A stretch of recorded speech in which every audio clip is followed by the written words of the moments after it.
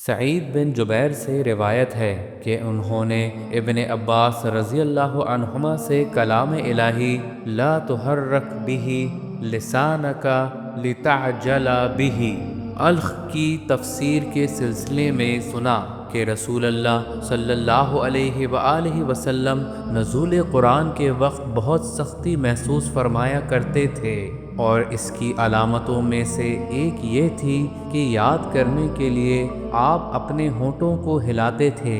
ابن عباس رضی اللہ عنہما نے کہا، میں اپنے ہونٹ ہلاتا ہوں جس طرح آپ ہلاتے تھے۔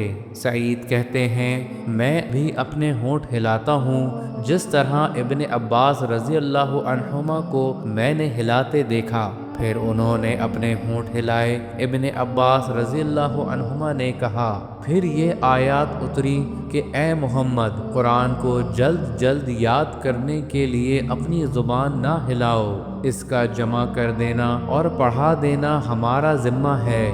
حضرت ابن عباس رضی اللہ عنہما کہتے ہیں، یعنی قرآن آپ صلی اللہ علیہ وآلہ وسلم کے دل میں جمع دینا اور پڑھا دینا ہمارے ذمے ہے۔ پھر جب ہم پڑھ چکیں تو اس پڑھے ہوئے کی اتباع کرو۔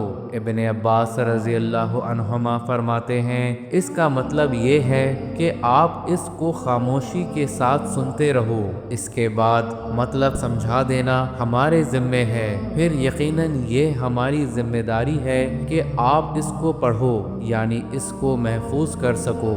چنانچہ اس کے بعد جب آپ کے پاس حضرت جبرائیل علیہ السلام وحی لے کر آتے تو آپ توجہ سے سنتے، جب وہ چلے جاتے تو رسول اللہ صلی اللہ علیہ وآلہ وسلم اس وحی کو اسی طرح پڑھتے جس طرح حضرت جبرائیل علیہ السلام نے اسے پڑھا تھا۔